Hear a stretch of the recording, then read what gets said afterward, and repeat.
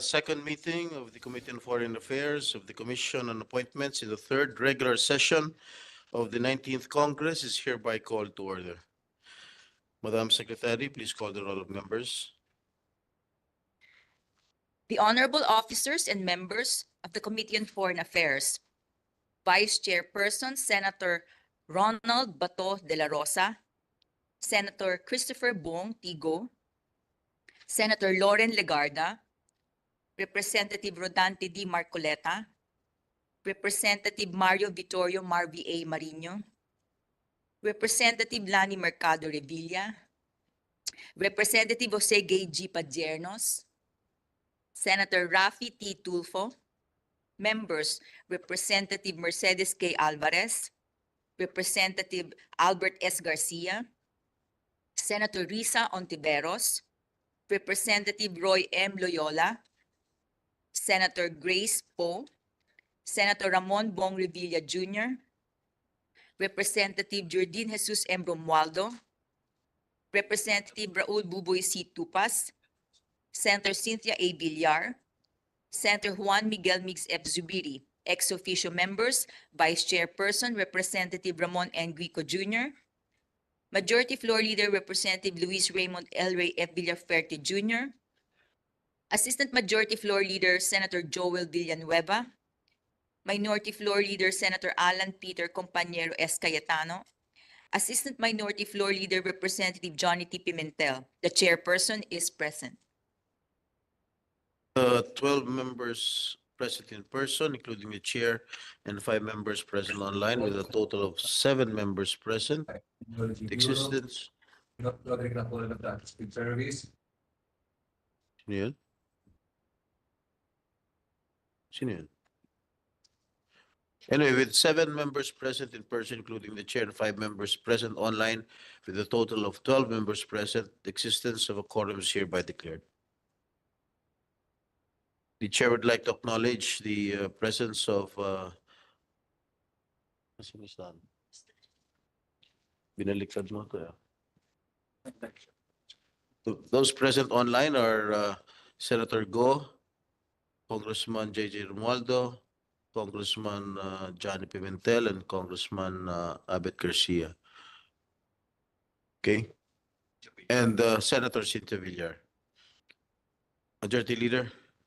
Mr. Chair, I move to dispense with the reading of the minutes of the meeting held on August 7, 2024, and consider the same as approved. There is a motion to dispense with the reading of the minutes of the meeting held last August 7, 2024, and consider the same as approved. Is there an objection? There being none, the reading of the minutes of the meeting held on August 7, 2024 is dispensed with, and the same is considered approved.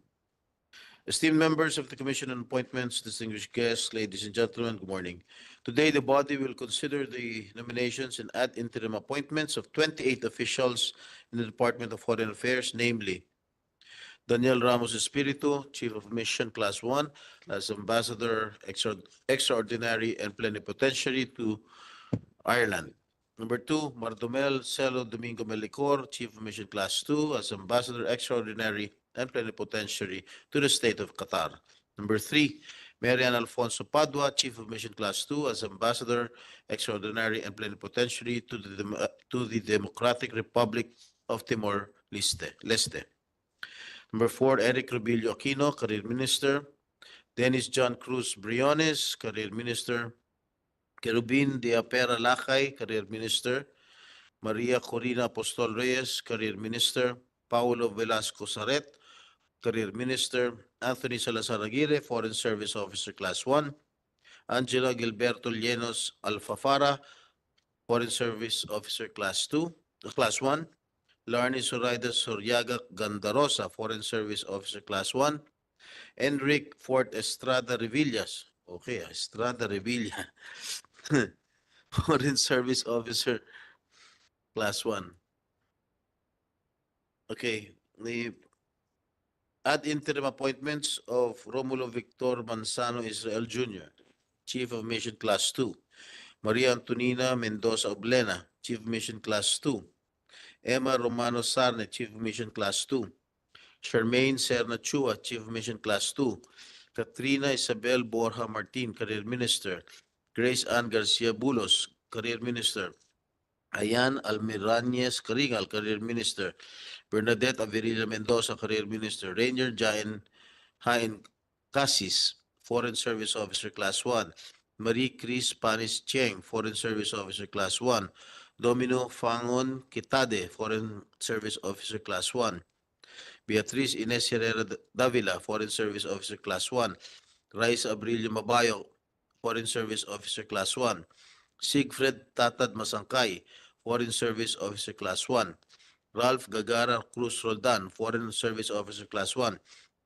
And Alex Osilios Vallespin, Foreign Service Officer Class 1. Madam Secretary, please inform the body of the compliance of the jurisdictional requirements pursuant to the new rules of the Commission and rules of the standing committees and other relevant information pertaining to the 28 nominations and ad interim appointments under consideration. Thank you, Mr. Chairperson, Your Honors. On 21 and 26 June 2024 and 4 and 17 of July 2024, your Secretariat received the respective nominations and ad interim appointments of 28 officials of the Department of Foreign Affairs. The nominations and ad interim appointments were duly referred to the Committee on Foreign Affairs by the Commission Chairperson and Senate President Francis Chis G. Escudero on 24, 26, and 27th of June 2024 and 4th and 17th of July 2024, pursuant to Section 16, Chapter 8 of the new rules of the Commission. Likewise, Mr. Chairperson, Your Honors, the nominations and ad interim appointments under consideration were published on 27 and 28 of June 2024 and on the 2nd, 9th, and 24th of July 2024 in two newspapers of general circulation, the Manila Standard and the Manila Times, and on the 26th and 30th of June 2024 and the 1st, 8th, and 26th of July 2024 were broadcast over PTV4 pursuant to Section 2, Article 2 of the new rules of the standing committees. Your Secretariat also received a letter from HRMO DFA signed by Acting HRMO Head of Office Greg Marie C. Marino, dated 6 September 2024, addressed to the Committee Chairperson Senator Jinggoy Ejercito Estrada, requesting for waiver of the personal appearances of 16 officials of the Department of Foreign Affairs who are currently assigned at our various embassies and consulates. The said officials, in line with the government's austerity measures, are appearing online before this committee in today's hearing, namely Romulo Victor Manzano Israel Jr., Chief of Mission Class 2 at Seoul, Philippine Embassy; Maria Antonina Mendoza Oblena, Chief of Mission Class 2 Xiamen, Philippine Consulate General; Emma Romano Sarne, Chief of Mission Class 2 Calgary, PCG, Philippine Consulate General; Charmaine Serna Chua, Chief of Mission Tokyo, Philippine Embassy; Katrina Isabel H. Borja Martin, Career Minister, Toronto. Before that, Madam Secretary, can we request the nominees to stand up when their names are being mentioned? Kaya nga, online. Pwede mo sila tumayo online. So, Di ba? Di ba pwede? O Yes. sila umiga o ano?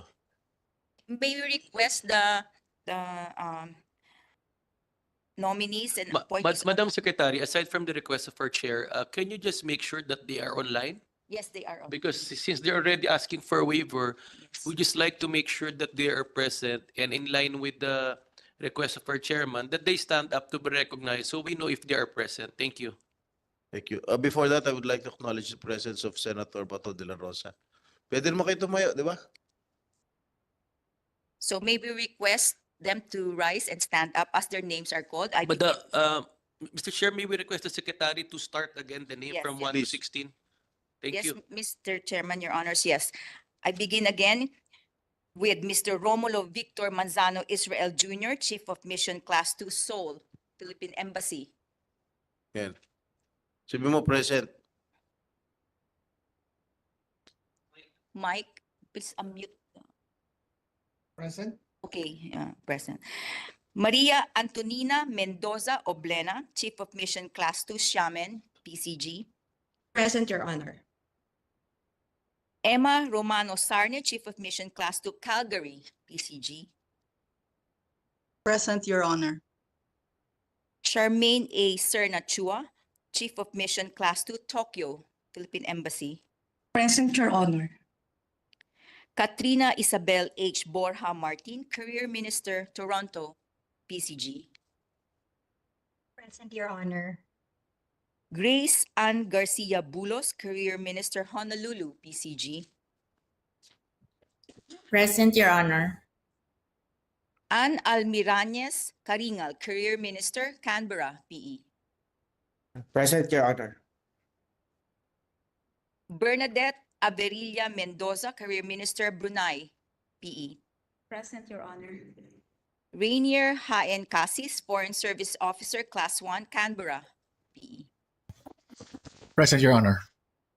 Marie Chris Panes Chieng, Foreign Service Officer, Class 1, Los Angeles, PCG.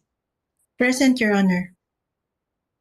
Domini N. Fangon Kitade, Foreign Service Officer, Class 1, Copenhagen, PE. Present, Your Honor. Beatriz Ines L. Herrera Davila, Foreign Service Officer, Class 1, Bangkok, PE. Present, Your Honor. Raisa Abrilio Mabayo, Foreign Service Officer, Class 1, Barcelona, PCG.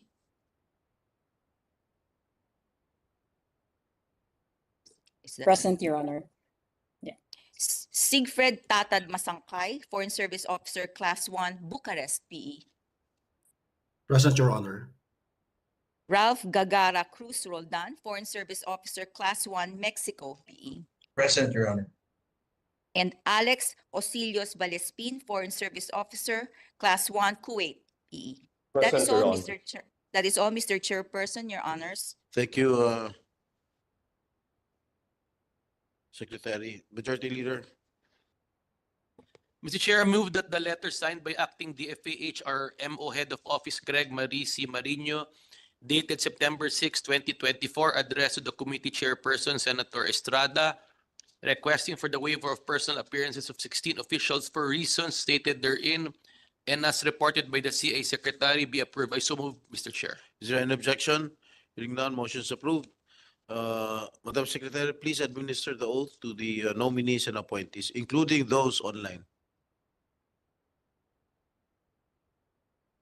Please stand, and may we request those online to turn on their microphones so that the committee may hear your responses. Raise your right hands. Do you swear to tell the truth, the whole truth, and nothing but the truth in this proceeding? So help you God. Yes, I do.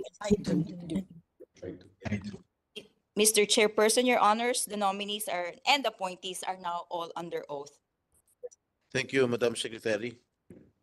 May I call on first Mary Ann Padua. Please take the designated seat in front of you. I mean, do you have any opening statement? Yes, Mr. Okay. Chair, I do. All right. Good morning, Mr. Chair, honorable members of this committee. My name is Mary Ann Padua, and I am the nominee for Philippine Ambassador to Timor-Leste. I am a career official, having joined the Department of Foreign Affairs in 1993 after having passed the Foreign Service Officer examination. Abroad, I have served at the Philippine Embassy and the permanent mission to the United Nations office in Vienna, Philippine Embassy in Canberra, and the Philippine Embassy in Bangkok, Thailand. Here at the Home Office, I was assigned to the then Public Information Services Unit under the Office of the Secretary, twice at the Office of ASEAN Affairs, and now I am the chair alternate and head of the Technical Cooperation Council of the Philippines, which is an attached agency of the DFA. This is my first nomination as Philippine ambassador, and I present it for the consideration of this honorable committee. Thank you, sir. Thank you, Ambassador Mary Ann Padua. Any questions coming from the members of the commission?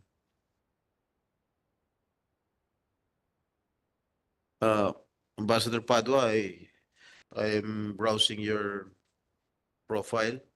Single pa raw kayo? Yes, sir. Bakit? Hindi ho pinala. Any other questions? Yeah, Congressman Marino. Thank you, Mr. Chairman. Ambassador, may we know the difference between note verbal and diplomatic protest? Sir, the note verbal is generally a communication between our foreign ministry and the embassies accredited to the Philippines, but also between our embassies abroad and the foreign ministries in their respective host countries, as well as the communication amongst embassies, amongst themselves. A protest is, of course, also a formal communication, but concerning a very, very serious matter. So the other one is of a general nature, and the protest is quite specific. Mr. Chairman, Ambassador, for example, if you were the ambassador to China, for example, and the AFP, for example, incidents in the West Philippine Sea, would you consider a diplomatic protest as what in the situation we have right now, or have you exhausted all the communications? Where are we right now as far as any incidents happening in the West Philippine Sea? Ramming of a ship is considered a protest to be filed, right? Is that just a note verbal or a diplomatic protest? Sir, that would be a diplomatic protest, of course. We've been having a series of diplomatic protests with respect to the actuations of the Chinese government in that area. But I know that it's the public. It's perceived that it's a futile exercise, but as far as the foreign ministry is concerned, that is our job. We just have to keep putting it on record, because for the foreign ministry, it's a long game. Of course, we do it in cooperation with other concerned agencies, especially the armed forces, the National Department of Defense. But it's our job to just keep on doing it. So the process, I'm trying to understand the process, Mr. Chairman. For example, there's an incident, and then it's a DFA's job to do a diplomatic protest, correct? Yes, sir. And then you're saying all incidents happening right now, automatic yan, we file a diplomatic protest. Yes, sir. We have to put everything on record. So that is sino pong nagde-decide nung filing ng diplomatic protest? Do you do as a council, or who recommends the filing of the diplomatic protest?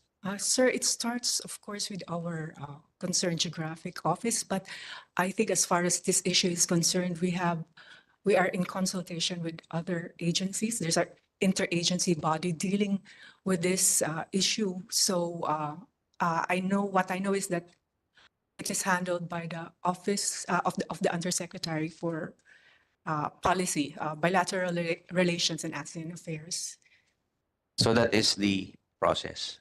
Yes. So anything right now that happens in the West Philippine Sea, any incident, whether it be any altercation, automatic na tayo, diplomatic protest na, hindi na to note verbal, correct? Sir, yeah, because it has already escalated. So, yeah. Thank you, Mr. Chairman. That's all I wanted to understand. Thank you, Chair. Congressman Marino. Yes, Majority Leader. Mr. Chair, I would like to ask the appointee if we have an extradition treaty with Timor-Leste. We don't have one, sir. Are we working on having one? Sir, right now, it's not in our list of pending agreements. But definitely, considering our current situation, it's something that I'm sure before you assume you've already been briefed, one of our colleagues is in that area. Yes, sir. And what will be your role in the government's efforts in bringing him back here? Sir, as far as the Philippine Embassy in Delhi is concerned, their job is to monitor and also to facilitate the logistical and other administrative arrangements in case the extradition is made, the decision on the extradition is already made final and executory by the judiciary in Timor-Leste. In this case, it's the Court of Appeal, the full Court of Appeal. So you believe the extradition is possible even without a treaty? Yes, sir, in the spirit of amity and reciprocity, especially since we have very good relations with Timor-Leste, especially in their coming accession to ASEAN. How would you assess the relationship between the Philippines and Timor-Leste? As you mentioned, we have a good from 1 to 10. Sir, I would think 9 to 10. And how would the Philippine government benefit from such a relationship? Because we can export products to Timor-Leste, no? Yes, sir. I understand they don't have much natural resources and agricultural products. And I think the Philippine government or exporters can benefit from that. Yes, sir, definitely. Right now, we're exporting food and beverage and apparel, but we're not, the status of trade is not that great at this point, because of course it's natural for them to be importing from Indonesia and China and Taiwan and even I think Malaysia, and exporting also to those countries. So there's a lot to be done in the area of trade between the Philippines and Timor-Leste. Thank you, Mr. Chair. Thank you, Majority Leader. Any other? Yes, Congressman Odiernos. Good morning, Mr. Chair. Now more than ever, international relationship play is a major role in promoting economic growth and development. What are the priorities of our nominees in strengthening diplomatic ties and promoting international relationship, Ambassador? Sir, if I may just clarify, that's in relation to Timor-Leste? Okay. So there's a lot to be done with respect to Timor-Leste.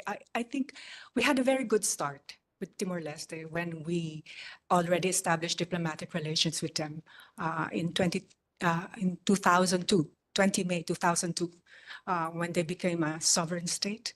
So we had a good head start. And of course, they're a natural part of Southeast Asia.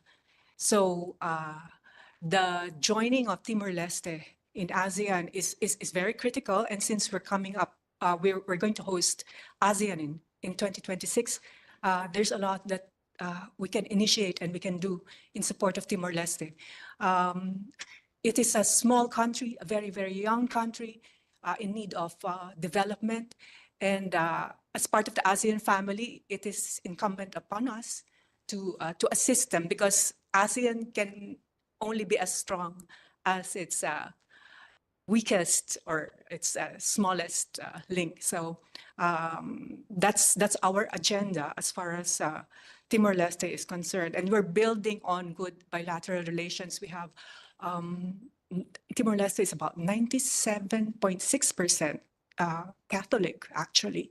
So in ASEAN, we would be the two Christian Catholic majority countries in Southeast Asia. So we share a lot of our values, especially with respect to protecting and upholding democracy. For a very young country, they're very, very serious about the electoral process, for example. So there are a lot of commonalities there, but it's very critical for them to really progress economically and also development-wise, because it's a very, very young country with a very, very young population. Excited ba kayong pumunta doon? Sir, actually, I am, because I will be at the front lines of seeing how a country will develop. This is nation building at its first stages. And we're so similar. Our challenges are so similar that I think we can share a lot with them. So they can do it right the first time, sir. Kitang-kita naman sa mukha mo eh. Kaya siguro doon baka mahanap na Mr. Chair ni Ambassador yung kanyang kapalaran in the future. Thank you. Thank you, Congressman Gay Padiernos. Ambassador, what is the dialect there in Timor-Leste? Sir, it's Tetum. Excuse me? Tetum. Are you familiar with with their dialect?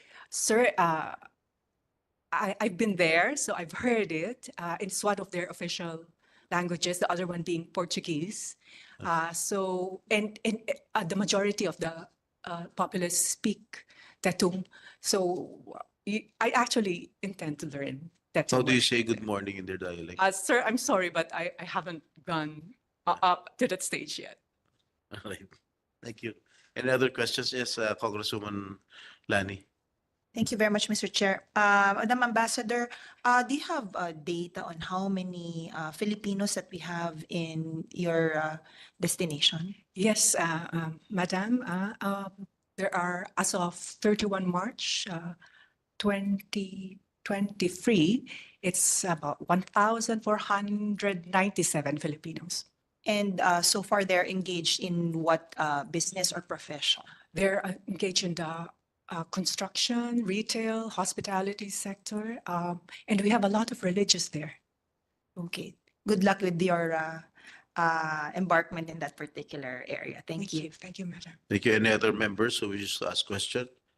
Before that, I would like to acknowledge the presence of Congresswoman Mercedes Alvarez. You are a music enthusiast, Ambassador. I was a long, long time ago, sir. You were a member of the UP Concert Chorus during your college days, and you enjoy singing, listening to Philippine kundimans. I used to, sir. That was about 30, 40 years ago. Can you build us a song here?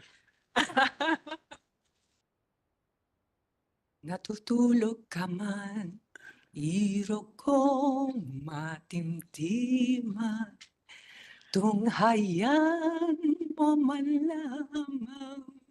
So that's all I can squeeze out now, sir. Sorry. Thank you very much, Ambassador. I think it is only Congressman Vico who can relate to your song. Thank you very much. Thank you very much. Thank you, sir. Thank you. Thank you. Okay, next to be seated in the hot seat is Ambassador Espiritu.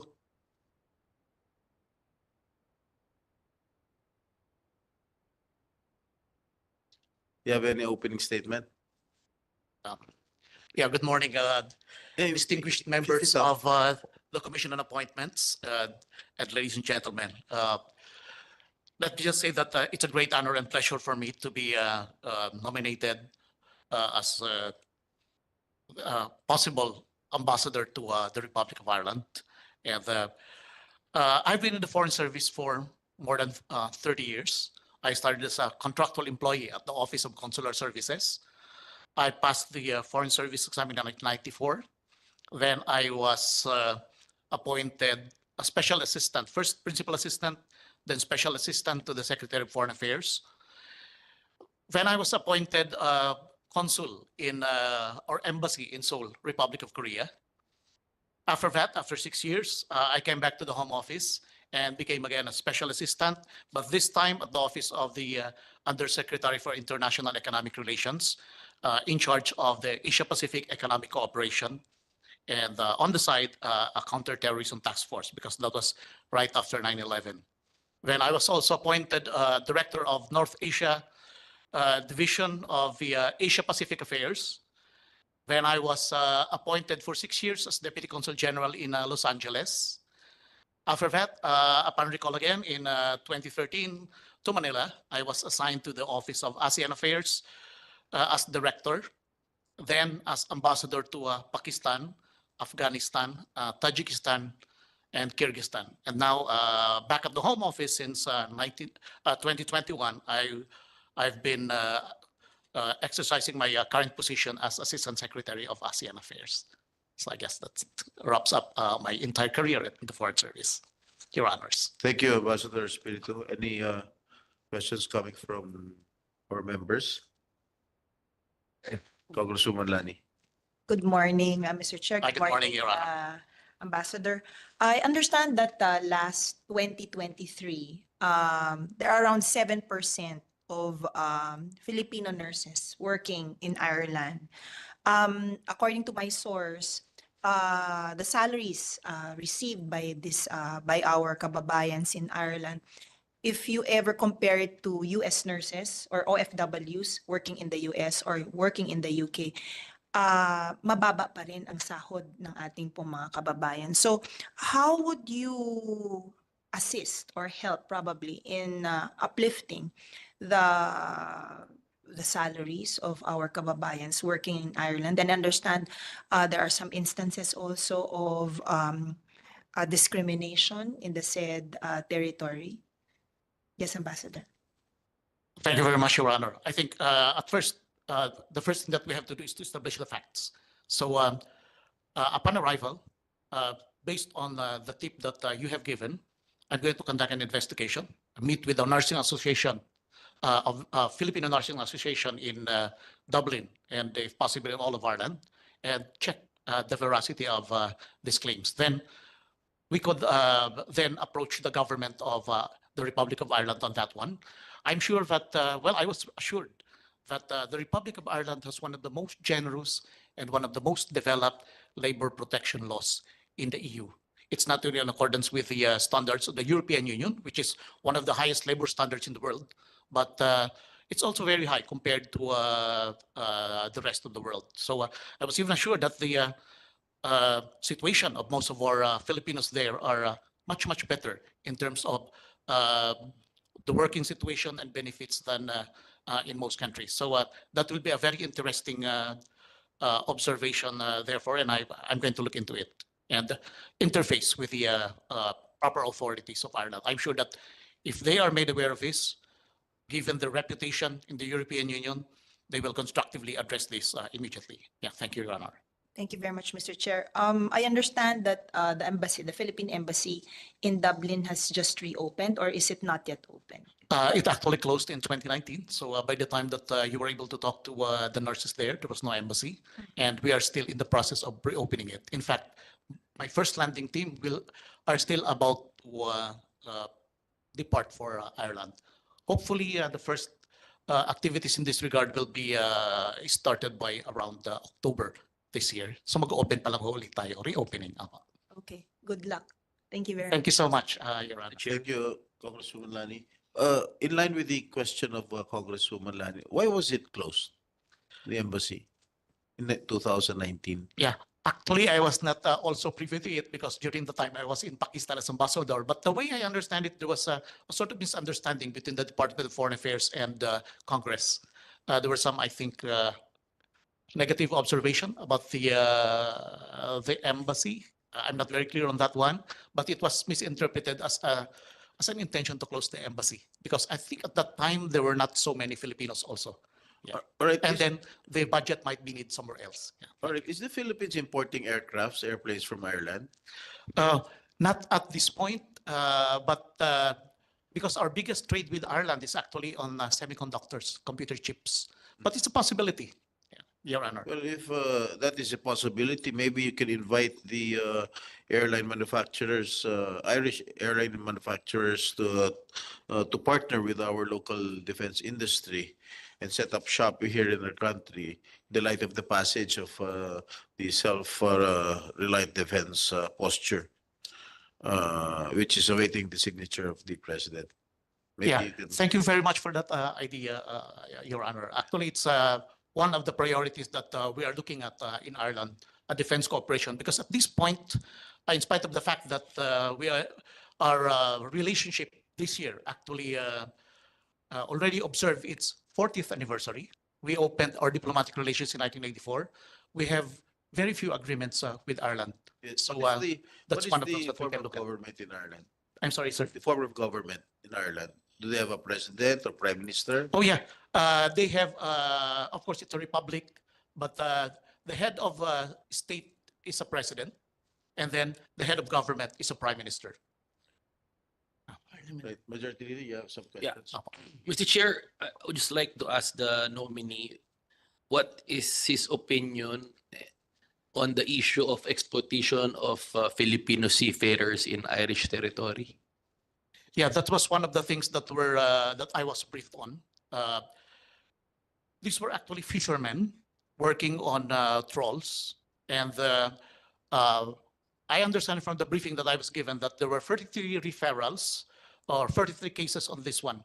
But as of 2022, when the last report on this was made, there was no prosecution yet. So this is one of the things that I will immediately look into the moment I get there. The understanding is that they are not being given, again, just like what Congressman Lani mentioned, the salaries of these fishermen are far lower than the minimum wage. Yeah, thank you. Yeah, they're underpaid, overworked, bad working condition, no labor protection.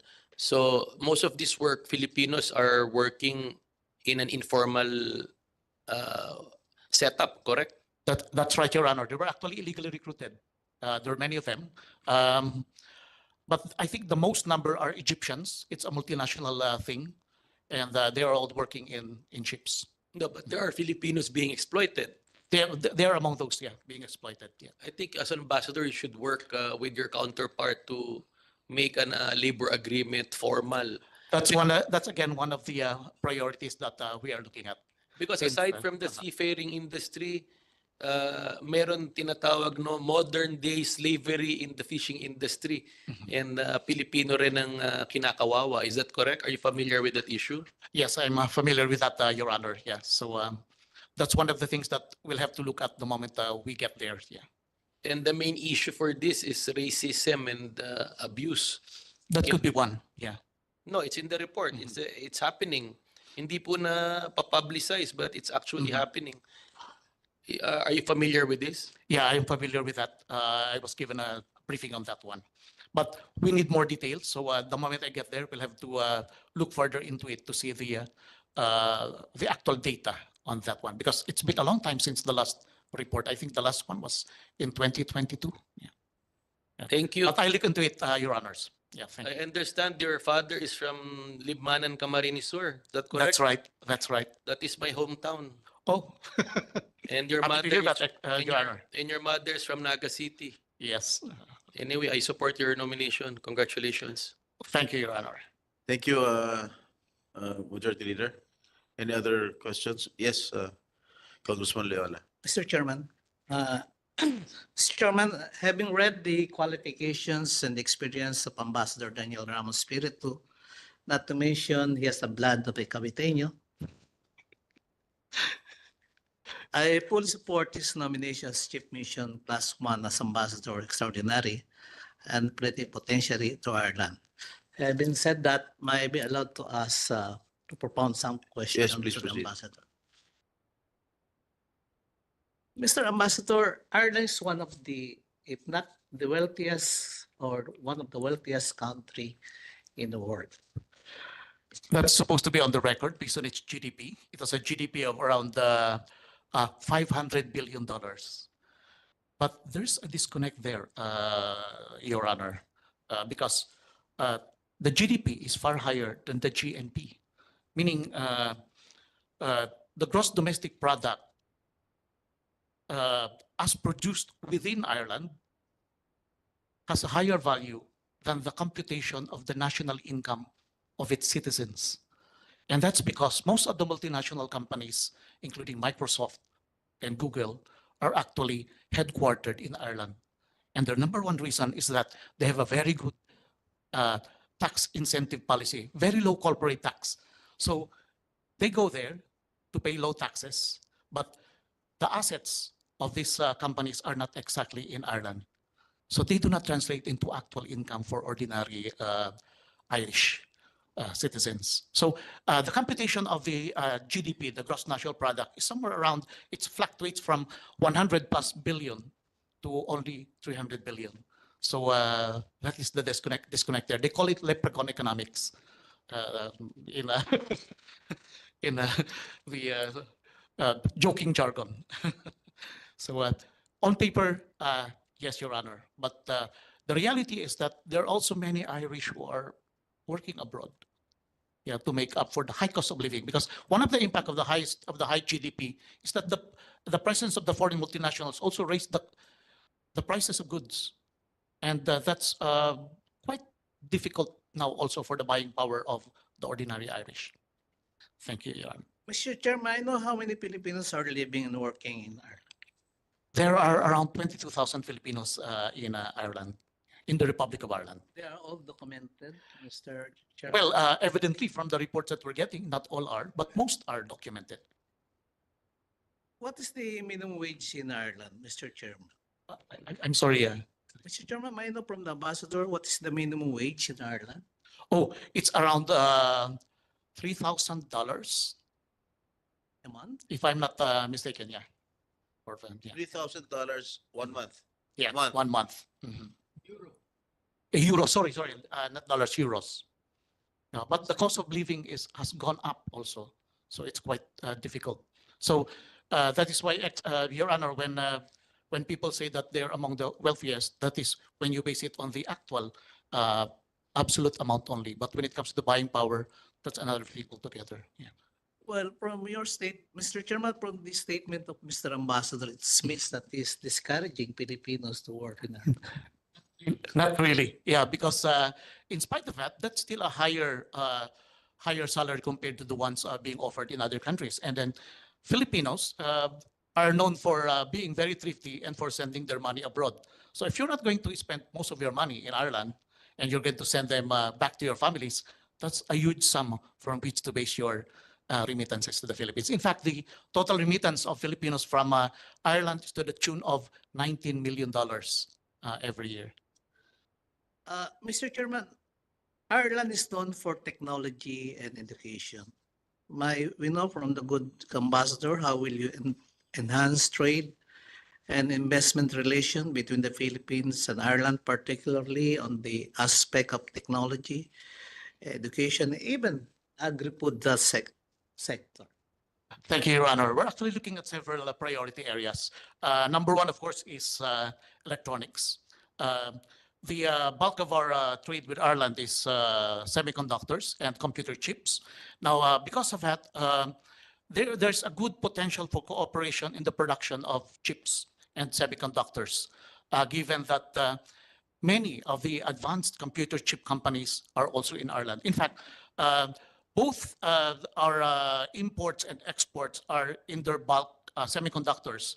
They're brought to the Philippines for Filipino value added, and then sent out again abroad after the value added of the Philippines. Now, they are on the leading edge of this. As I said a moment ago, many of the multinational companies are there. So they're on the leading edge of technology. So that's a good area of cooperation in terms of transfer of technology, best practices, knowledge, and efficiencies.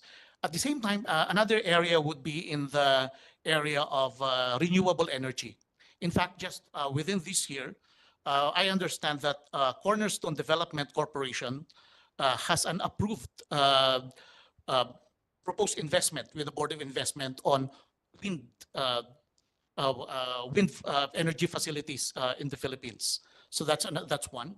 That's another one. And then also in terms of dairy products and meat products, because we're actually among the largest markets of meat and dairy products of Ireland, because of the far advanced level of production and the livestock techniques in Ireland. They could help in upgrading our own dairy products and meat industry. And then another one is on pharmaceuticals. Yeah, among the most advanced pharmaceutical companies are also in Ireland, including Regeneron, which has been very active in the research and development, even during the search for a COVID vaccine. And they're the leading edge again of this, and they could be of help in further upgrading our own pharmaceutical industries. And furthermore, also in agricultural and food production. They are very good not only in upgrading the quality of food production, but also in the quantity of this food production, and also in green production. So I guess these are quite a handful already, but they're just the start of the opportunities that we're looking at in Ireland. Last question, Mr. Chairman. I know from the good ambassador, which is more delicious, the Irish coffee or the Cafe Barako of the Philippines? Of course, Your Honor, I'm nationalistic, so I'll bat for the Cafe Barako. As for the other guy, I'll acknowledge the advantages of their coffee, but my duty as ambassador to Ireland will be to promote Cafe Barako and all Filipino varieties of coffee and products. Thank you, Your Honor. Thank you, Mr. Ambassador. That would be all, Mr. Chair. Thank you, Congressman Roy. Yes, Congressman Marino. Thank you, Mr. Chairman. Just one question. I Googled something about the economic trading, and you were correct. Electrical equipment, electronic is the number one. Number two is machinery, nuclear reactors, boilers, around $13 million. Number three, optical, photo, technical, medical apparatus, around 10 million. This That's one's for chips, Your Honor. I see. The next one is edible fruits, nuts, peel of citrus fruit, melons. It's 2.9 million. So may I ask a favor? Can you find out ano ba yung peel of citrus fruit? Paano ba yun ine-export dun? Baka pwede natin ma-increase. I'm sure we have a lot of fruits and nuts, melons. Baka po may potential yung export goods as far as that is concerned. Definitely look into that, Your Honor. I'm also curious about that. I read that about the peel ng citrus, but most probably it's used for some industrial Maybe uses. it's cosmetics or Probably, sir. Yeah, can we find out? we'll find that out, sir. Thank you you. so much, Thank you. Your Yeah. Honor. Mr. Chair, Thank you, Majority Leader. the nominee mentioned an Irish company investment in the Philippines. Just like to point out that is in Camarines Sur, 90 megawatt wind power in partnership with Cornerstone and Aboitiz Power. And we hope as ambassador you continue to attract renewable energy investors from Ireland to the Philippines. Thank you. Definitely, Your Honor. I'm happy to hear that, Your Honor. Yeah, thank you. Thank you, Majority Leader. Any other members who wish to ask questions? Okay. Thank you, Ambassador Espiritu. Yeah, Okay. thank you, Your Honors. Thank you. Ambassador Mardomel Melicor. You have any opening statement? Yes, Yes, please proceed. Mr. Chair, honorable members of the Commission of Appointments, good morning. I'm Mardomel Celo Melicor, 62 years old. I'm married, I have one daughter. I come from Mindanao. I grew up in Zamboanga del Norte and Cagayan de Oro, and I graduated from the University of the Philippines. In November, I will be 28 years in the Philippine Foreign Service. I have served in Saudi Arabia, in Switzerland, in Germany, in Libya, and lastly in the Philippine Embassy in Poland as Deputy Chief of Mission. It would be a great honor and rare privilege for me to serve as our country as ambassador to Qatar, for which I am humbly asking your confirmation. Thank you, Mr. Chair. Thank you, Ambassador Melicor. Any members who wishes to propound questions? Mr. Chair, Yeah, Majority what is Leader. your religion? I'm a Protestant, sir. No, and your post is in a Muslim country, and I would just like to ask you: is that a challenge to you? I don't think so. I was posted in Saudi Arabia before my first posting, so I don't see any problem there. Yeah, thank you. Because Mr. Chair, just like to refresh, there were nominees in Muslim states that are not Muslim, but we made it clear here that religion is not a qualification actually in the service of whatever post. Thank you. Thank you, Majority Leader. Any other members? Yes, Senator Bato de la Rosa. Thank you, Mr. Chair. I know Ambassador Belicor will not find it very challenging to be assigned in Qatar, a Muslim country, because his mother was my teacher, a Spanish teacher in the Mindanao State University. And I'm sure kahit na UP student siya, bro, tanungin kita, bakit hindi ka nag-aral sa MSU? Ando man nanay mo, bakit doon ka sa UP nag-aral? Mr. Chair, I also entertained the possibility of going to college in Mindanao State University because of the proximity to Cagayan de Oro. Yes. But there was an offer sa Ateneo, sa UP. So in the end, I said, because most of my high school classmates went to UP, I'd rather join them there and have more fun. Very good. Sana all. Ako, wala ko ibang choice eh. MSU lang talaga eh. Wala akong offer sa ibang schools. Kaya iba yung takbo ng buhay natin.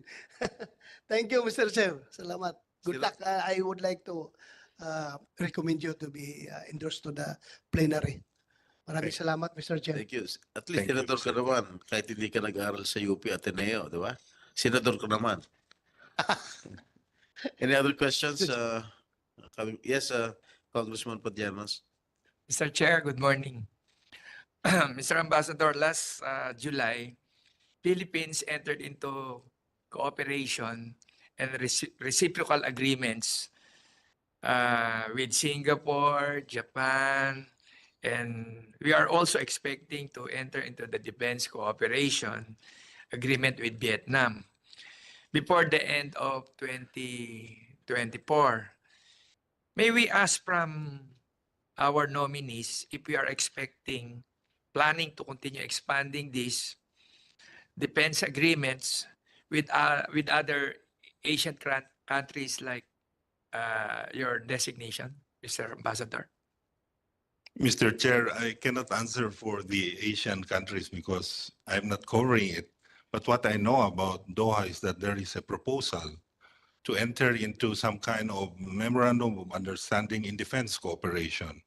But that is still under negotiation. They are still talking. So it's between our DND and their counterpart in Qatar, sir. What is your personal opinion there? In my own humble view, I think entering into defense cooperation with countries that have or are like-minded with us, who have clear ties with the US and the West, like Qatar, should be welcomed. But that is the view from the DFA. There might be a different view from the National Defense Establishment. Thank you, Mr. Chair. I'm satisfied. Thank you, Congressman Padianos. Before that, I would like to acknowledge the presence of Congressman Buboy Tupas and of course our Senate President, Senate President Cheese Escudero. Any other questions coming from our members? All right, thank you very much, Ambassador Melicor. Before that, Congressman Guico. Yes, thank you, Mr. Chairman. Honorable members of the Commission on Appointments, I manifest my support for the confirmation of the ad interim appointments of the 28 officials of the Department of Foreign Affairs. In these challenging times, strengthening our diplomatic ties is essential for promoting national interest and fostering international cooperation. These officials bring the expertise needed to advance the Philippines' role on the global stage. Thank you. Thank you, Congressman Guico. If there are no more inquiries or clarifications from the members, the questions addressed to those present online, wala na, no? Okay. Majority Leader is recognized.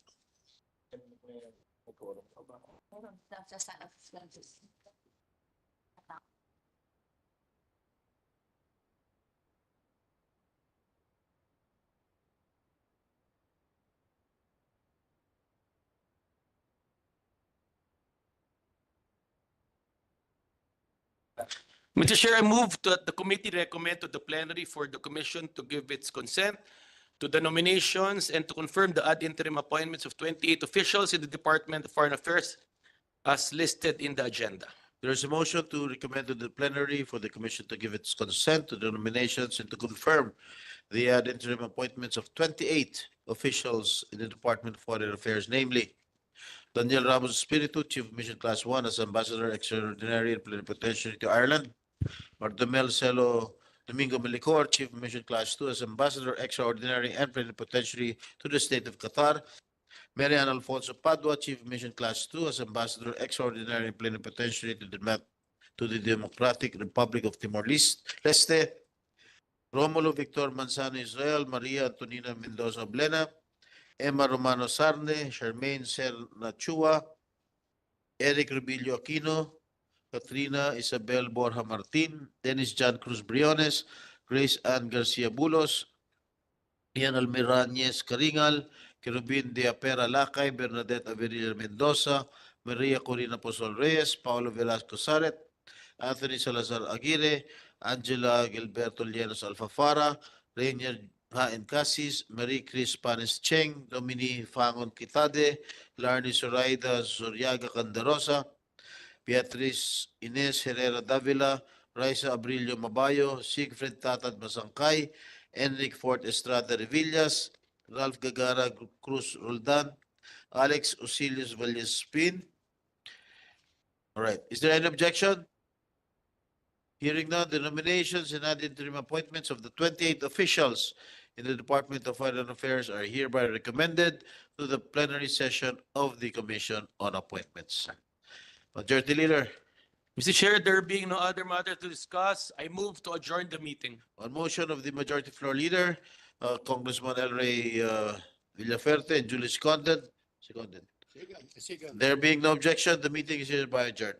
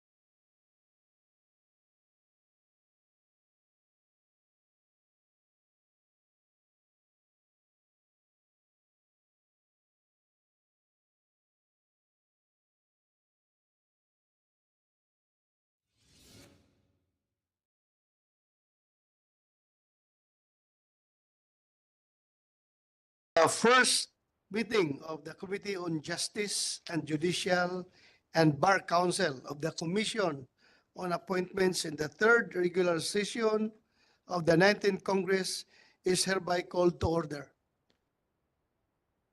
The Secretary of the Commission is directed to call the roll of members. The honorable officers and members of the Committee on Justice and Judicial and Bar Council. Vice Chairperson, Representative Rodante D. Marcoleta. Members, Representative Mercedes K. Alvarez, Senator Jinggoy Ejercito Estrada, Representative Albert S. Garcia, Senator Christopher Bong T. Go, Senator Risa Ontiveros, Senator Lauren Legarda, Representative Roy M. Loyola, Representative Mario Vittorio Mar V.A. Marino, Representative Lani Mercado Revilla, Senator Grace Poe, Senator Ramon Bong Revilla Jr., Representative Jordin Jesus M. Romualdo, Senator Rafi T. Tulfo, Representative Raul Buboy C. Tupas, Senator Cynthia A. Villar, and Senator Juan Miguel Mix F. Zubiri, ex officio members, Vice Chairperson Representative Ramon N. Guico Jr., Majority Floor Leader Representative Luis Raymond L. Ray F. Villafuerte Jr.,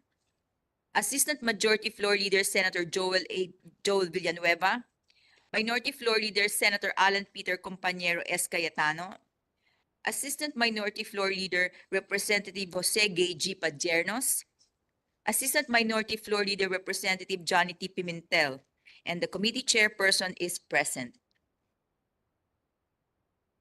With 15 members present, with 9 members present in person, including the chair, and 6 members present online, with a total of 15 members present. The existence of a quorum is hereby declared. The chair acknowledges the presence of my colleagues. Sinabi naman kanina mga pangalan nila, kompleto na kami dito. And I would like to give my opening statement. Good morning, ladies and gentlemen.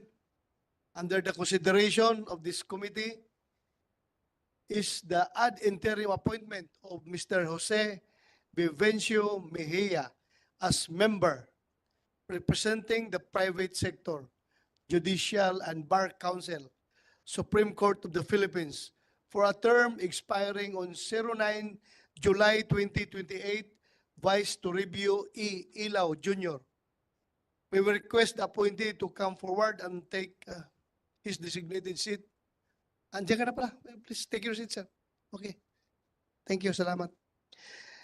May we now hear Secretary Villarica's report on the status of the jurisdictional requirements in compliance with the new rules of the Commission and the rules of the standing committees and other relevant information about the appointee. Thank you, Mr. Chairman, Your Honors. The Commission on Appointments received on 22 July 2024 the ad interim appointment of Mr. Jose Vicencio Mejia as member representing the private sector, Judicial and Bar Council, Supreme Court of the Philippines for a term expiring on 9 July 2028, Vice Toribio E. Ilaw Jr., and was referred by the chairperson of the Commission, Senate President Francis Chis Escudero, to the Committee on Justice and Judicial and Bar Council for its appropriate action on even date pursuant to Section 16, Chapter 5 of the new rules of the Commission. Likewise, the said ad interim appointment was published on 25 July 2024 in 2 newspapers of general circulation, the Manila Times and the Manila Standard, and broadcast over PTV4 station on same date at 7:03 p.m. pursuant to Section 2, Article 2 of the Rules of the Standing Committees. Attorney Mejia has complied with the submission of the mandatory documentary requirements on 27 August 2024 as provided for in Section 24, Chapter 6 of the new rules of the Commission. No sworn opposition was filed on the subject ad interim appointment. That is all, Mr. Chairman, Your Honors. Thank you, Madam Secretary. Madam Secretary, please administer the oath of Mr. Jose Vicencio Mejia. Attorney Mejia, please rise and raise your right hands. Your right hand. Do you swear to tell the truth, the whole truth, and nothing but the truth in this proceeding? So help you God. I do. Mr. Chairman, the appointee is now under oath. Thank you. Mr. Mejia, you may now proceed with your introductory statement. Thank you po. Honorable Chair and distinguished members of the Commission on Appointments, good morning po. I am Attorney Jose V. Mejia. I finished both my AB Economics and Bachelor of Laws degrees at the Ateneo de Manila University in 1980 and 1985 respectively. During both my college and law school days, I was deeply involved in NGO work with the Ateneo Center for Community Services and the Association of Foundations, where I did community development work. After graduation from the law school, I went into private practice and later joined the Senate staff of the late Senator Rene A.V. Sagisag. I also became a University Secretary of the Pamantasan ng Lungsod ng Maynila. Thereafter, I was appointed Director at the Department of Agrarian Reform before I went back to private life. At present, I am a senior professional lecturer at the De La Salle University. It was on July 19, 2024, when I was reappointed by His Excellency President Ferdinand R. Marcos Jr. as a regular member of the private sector, which is now my second reappointment. I previously represented the academe sector.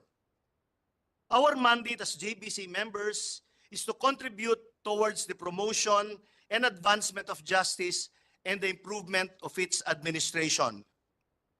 Our role in the JBC is to separate the proverbial chaff from the grain. That is to find the best and brightest from the many applicants in the judiciary. Please entrust me once again with the privilege of performing that role. Marami pong salamat. Thank you, Mr. Mejia. The appointee is now ready to respond to any comment or question from the members. Mr. Chair, Yes, but before I give you the floor, I would like to acknowledge the presence of Senator Cynthia Villar, ma'am. Thank you. Who is the first one to... Mr. Chair, this is Representative Pimentel. Sorry. I know the voice, but I don't see the face. So I'm looking around, but you're not around here. So go ahead, Congressman Johnny Pimentel. Thank you, the floor. thank you, Mr. Chair, for recognizing me. I'd just like to manifest my support to the nominee, Mr. Chair. And if I may be allowed to proceed, Mr. Chair, the Judicial and Bar Council is the constitutional body tasked in preparing the list of potential appointees to fill up the ranks of the Philippine judiciary in the Supreme Court and its lower courts, as well as the Ombudsman and its Deputy Ombudsman. Its members should play the vital role of ensuring integrity, independence, and credibility to the courts, a foundation of this nation's democracy. As an embodiment of this is Justice Jose Mejia, who has dedicated 18 years of unparalleled public service, a returning justice in the Judicial Bar Council, a man of the law and academician. After joining the bar, he became part of the team of Senator Rene Sagisag in Senate from 1987 to 1990. True to the commitment of reform in the country, he later joined the Department of Agrarian Reform from 1990 to 1994 to carry out the revolutionary kind of expropriation for our farmers as director. And one being no stranger to the Commission on Appointments, he sat as JBC's representative of the Academe from 2011 to 2018, a man who has dedicated much of his life in the Academe. He has been a faculty member of the De La Salle University Manila from 1989 to 2011. He was also a professional lecturer in various academic institutions, including Tipamantasan ng Lungsod ng Manila, College of the Holy Spirit, Ateneo de Manila, School of Law in the International University Foundation. In the private sector, to which he represents in the JBC, he has been active in the same since his entry to the bar. He was associate of the Sipidosa in Laogan Law Office from 1985 to 1987. He was later vice president on legal and corporate affairs in the TVI Pacific Group of Companies from 1995 to 2000. In Ligon Solis Mejia Florendo Law Firm, he served as senior partner from 2006 to 2024. With experience, Justice Mejia is well equipped to carry out the crucial role of vetting and recommending the appropriate judicial appointments which reflect the highest standards of moral and professional competence. It is incumbent upon us to confirm the appointment of Justice Mejia. Mr. Chair, I manifest my full support to the confirmation of the interim appointment of Justice Mejia. Thank you very much, Mr. Chair. Thank you, Congressman Johnny Pimentel.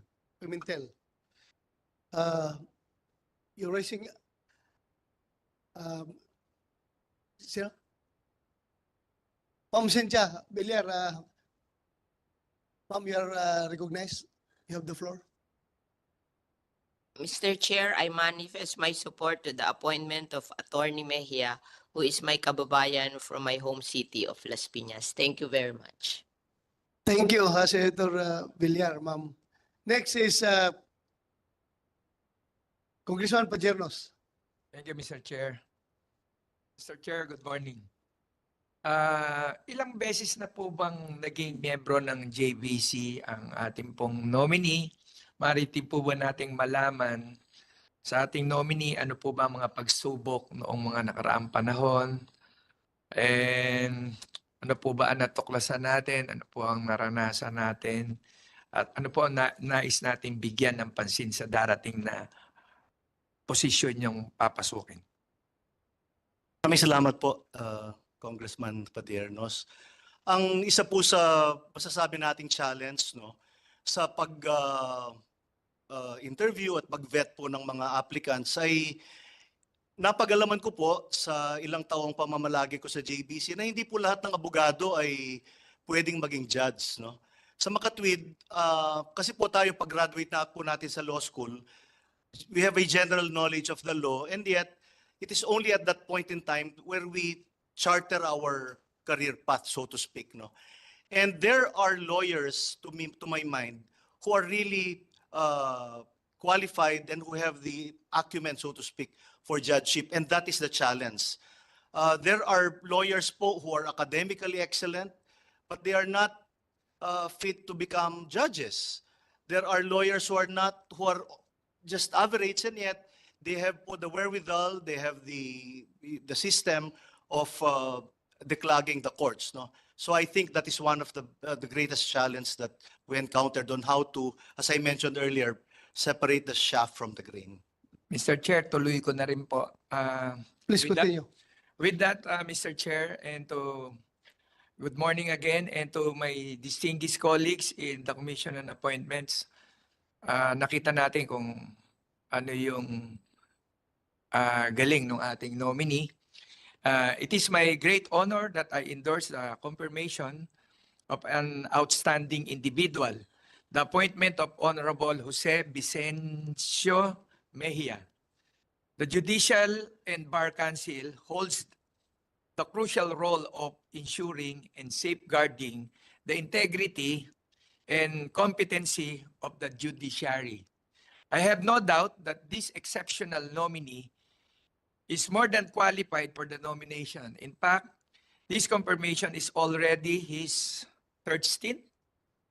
As member of the Judicial Bar Council, he served as member of the JBC, representing the academe for 2 consecutive terms. In 2011, until 2018.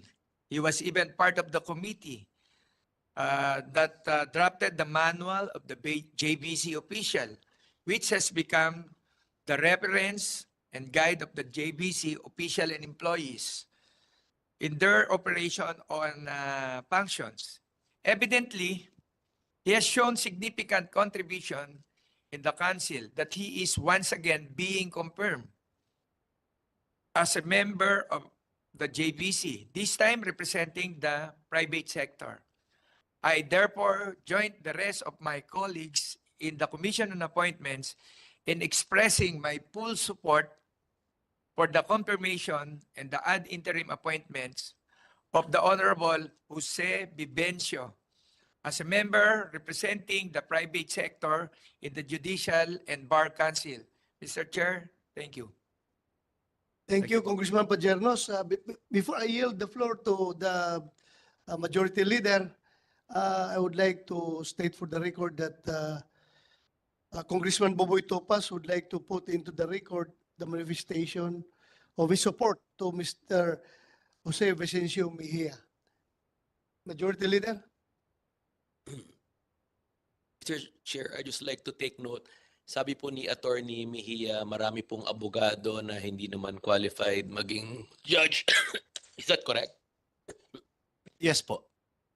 Sinabi rin po nyo na yung mga ibang abogado na are academically excellent not necessarily can be a good judge. Is that correct? Opo. So, in line with that, abogado po kayo and you're member of the academe, kaya ba hindi kayo nag-apply na maging judge dahil you think you're not qualified to be a judge? Sir, actually, for the information of this august body, in Japan, when you take up law, yung law student po meron na siyang career path. Kung gusto niyang maging judge, kung gusto niyang maging prosecutor, at gusto niyang maging litigator. Kasi po, I found out that being a judge is a skill. And it's not enough that, you know, you, as I said, you are academically competent. No? Katulad din po ng teaching. There are some summa cum laude students but are not adept to teaching. So sa akin po, there are lawyers who really are cut out to become effective judges. So in line with my questioning, you're saying you're not cut out to be a judge? I'm not po.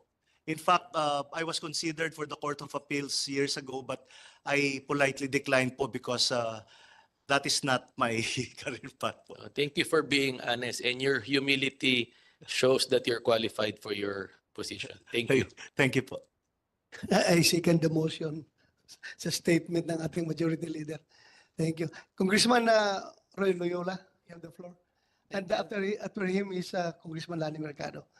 Thank you, Mr. Chair. I'm honored to manifest my full support to the ad interim appointment of Attorney Jose Vivencio Mejia as member representing the private sector of the Judicial and Bar Council.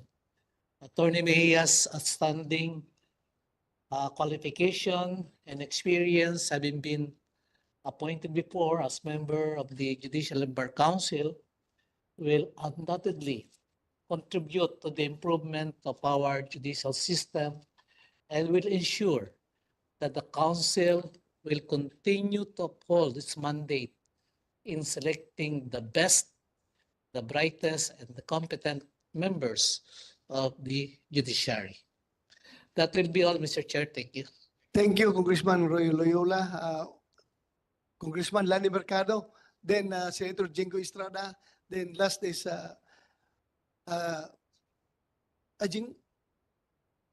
Jingoy. Yeah. Jingo Estrada. Then Congressman Marino. Then ikaw na huli, sir. Okay. Thank you. Go ahead, Congressman Lani. Thank you very much, Mr. Chair. Attorney Mejia, good morning. Good morning po.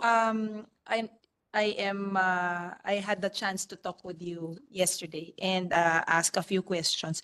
One thing that slipped my mind. There is a procedure in the JBC wherein you have to send out a survey to a certain survey for applicants in order to apply to be judges. Paano natin nasisiguro ng JBC that this process remains fair and unbiased and lalo na in preventing baseless or malicious accusations na maaring makaapekto sa chances ng isang applicant for judicial appointment? In terms of percentage, ano po ba ang weight nitong survey na ito? And do you believe that there have been instances where otherwise qualified candidates were readily excluded from shortlists dahil sa weight na binibigay ng survey system na ito? Thank you po for Congresswoman Lani. Actually, the survey po is just one of the ways by which we try to find out the credibility and integrity of a candidate. No, in fact, there are times when we even designate po the NBI to also help us out in background investigation. So whatever we find out po from these surveys, we also give weight depending on the source of the survey, and together with that, and together with the academic and other qualification po, we decide on whether he or she is qualified for the judgeship. There were no instances wherein this was used in a malicious manner, attorney? At least during my time po, it was not, and I think up to today. Marami pong salamat. Thank you very much, Mr. Chair. Thank you, Congressman Lani. Congressman Jingo Senator Jingo Estrada. Senator Jingo Estrada. Thank you, Mr. Chair. Sorry. You have the floor. Attorney Mejia, meron bang palakasan dyan sa JBC? Palakasan po in terms of yung mga applicant po. Yes.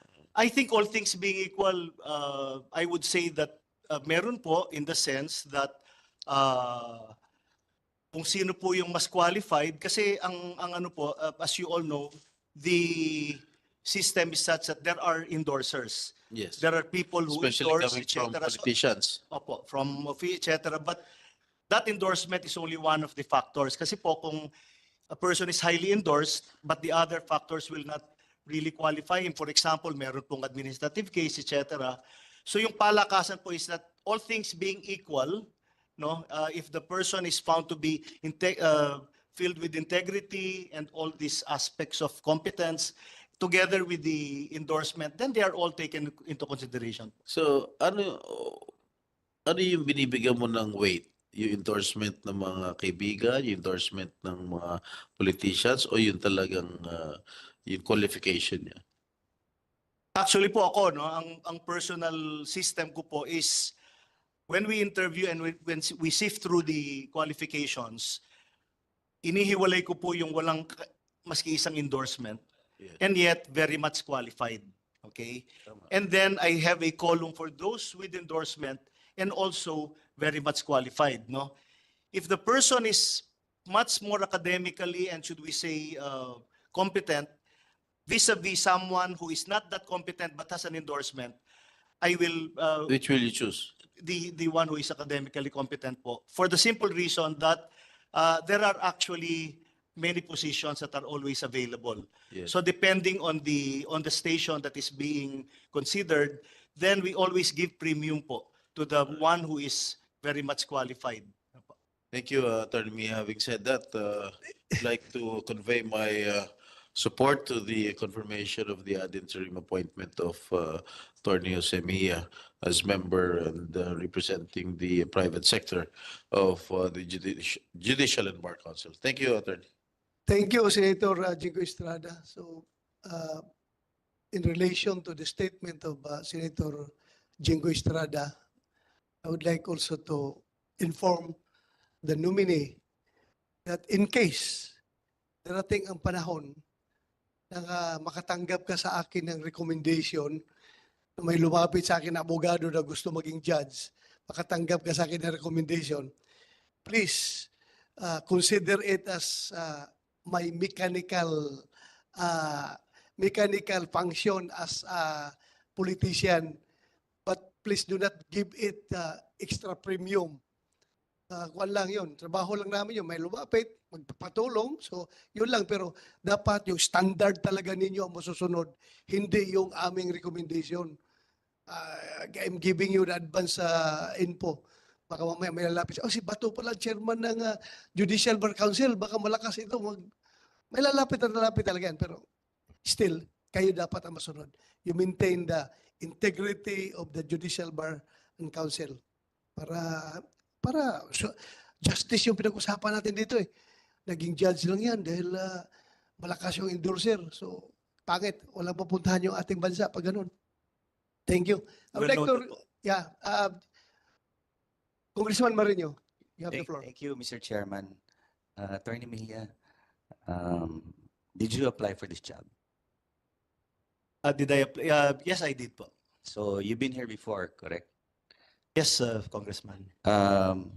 Ilan po ba approximately ang bakanting posisyon sa judiciary? Do you know? Would you know? Yung exact number po hindi ko po alam, pero yung applicants po no are about 2,000 applicants, warm bodies so to speak, no, which goes to show that there is a strong interest from the part of lawyers to be of public service through the judiciary. Ang applicants po around 2,000, but yung bakante pong positions, ilan po? Hindi ko po alam ang exact number. Actually, I just came in, I just joined it recently, so I have not been apprised of the exact openings. Was there any point in time na halos na fill up po yung positions na yon? Kasi galing na po kayo dito before. Was there any point in time na halos puno yung courts po natin? Yes po, Congressman, except po for the far-flung areas. There is a tendency po for applicants to apply within the confines of Metro Manila. Ngayon po yung Pampanga, Tarlac, Nueva Ecija, halos parang Metro Manila na rin po ang sa dami ng applicants. But there are instances when there are no applicants like in Batanes and other far-flung areas, no. So hindi po masyadong equal yung yung number ng applicants. So, Mr. Chairman, ano pong ginagawa niyo doon? Kasi pag wala pong nag-apply doon sa position na yun, that means the dispensation of justice is wala po silang madidelay po yung mga kaso, correct? Tama po ba? Meron na pong sistemang Supreme Court ngayon where they have designated yung mga judges that do not have special courts para po maservisan yung mga courts na walang appointments. So, ibig po sabihin, Mr. Chairman, nadadagdagan yung trabaho ng isang judge, 2 o 3 ang hinahandle niyang courts. Yes po. Although as I said, meron pong judges at large that they are really on call, kumbaga wild card, that they attend to those which areas that have not been yet filled po. Would you say na isa po ito sa reason kung bakit yung mga cases ay napepending, dumadami, kasi kulang po yung warm bodies na na-appoint natin dun sa mga courts? That is one factor po. So, and earlier we talked about the dispensation of justice. I'm satisfied with your answer, and you represent the private sector. Ano po ba yung concern ng private sector sa judiciary system natin? Are they what is their concern? Before you were representing the academe. So it's a different, dapat po sana different ba yun o pareho lang? Actually po, I think the common concern, as I think you will all agree with me, is to really expedite the dispensation of justice, no? And I think I was also sharing with you that it's not only the lack of judges that delay the court. Oftentimes, no, the fiscal is absent, the judge is absent, etc. And I have actually planned to also discuss this with our Chief Justice, because our Chief Justice has been frantic po in doing improvement like the judicial affidavit rule, online filing. Kaya lang po, as also a litigator in the past, ang common experience ko po is that pag absent na po yung PAW lawyer, pag absent na yung fiscal, etc., ang setting is 3 months, no?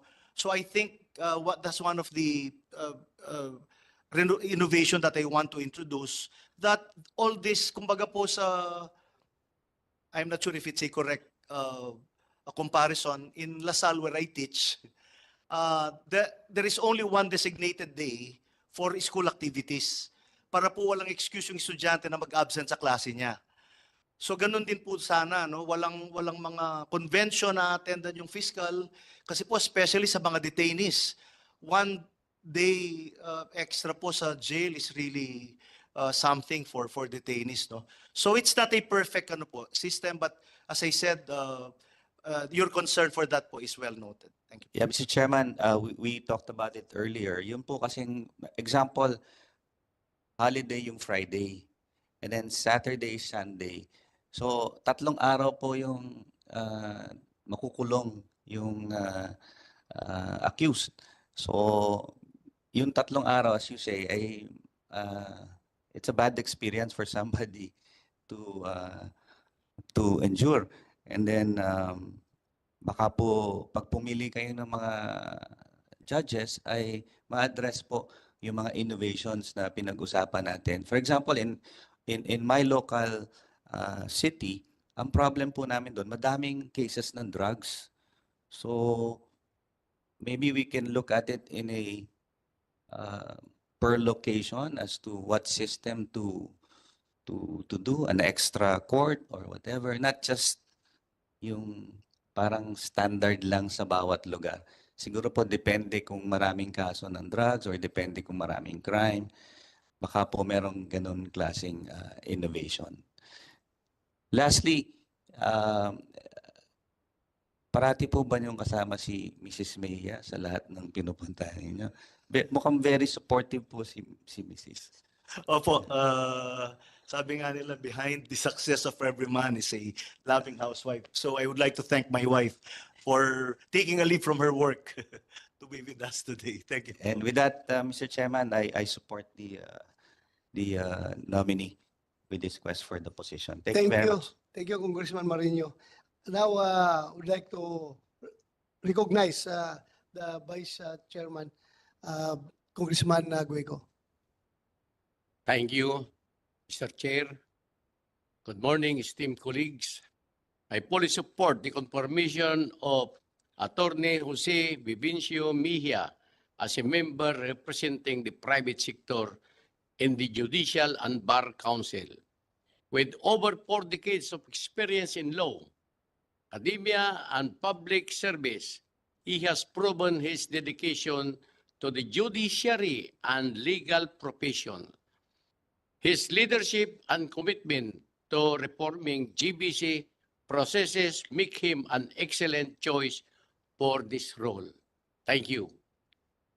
Thank you po. Thank you, Vice Chairman. Wala na.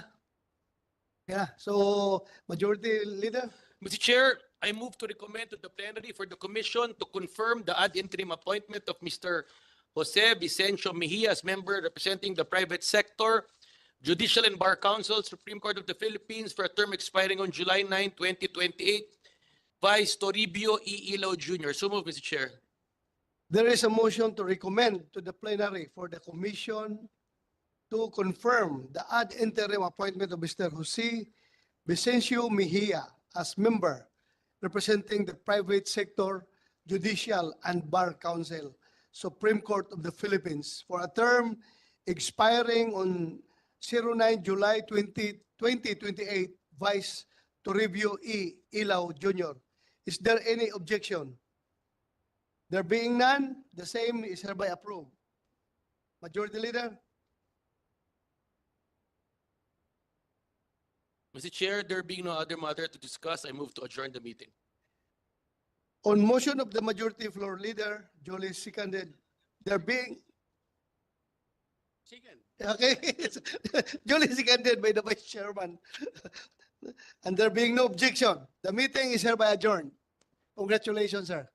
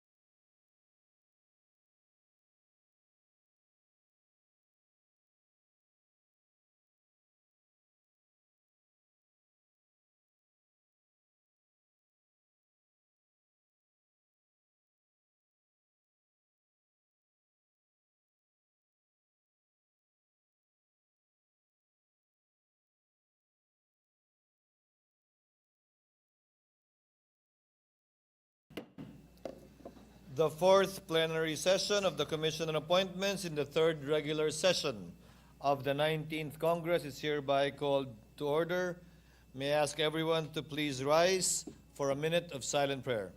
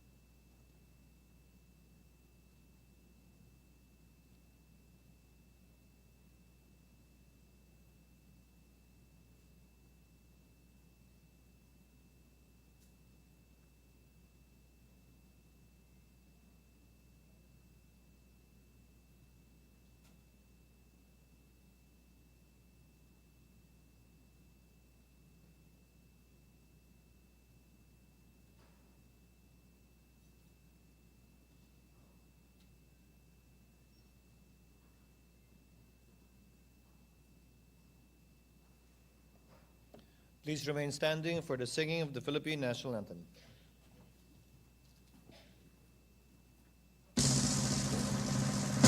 Bayang mag-ibig, dalas na silanganan, alam na puso, sa natin mo'y buhay.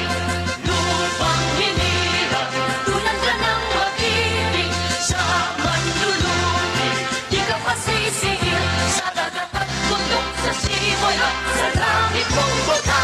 May bilagang tula at ahong sa paglayang minamahal, ang kislap ng watawan mo'y tagumpay na nagdidilig. Ang bituin ng araw niyang kailan pa may di magdidilig. Lupa ng araw na nawalan ating pagsinta, buhay ay langit sa piling mo. Ang ligaya dapat may mga api, ang mamatay lang dahil sa'yo.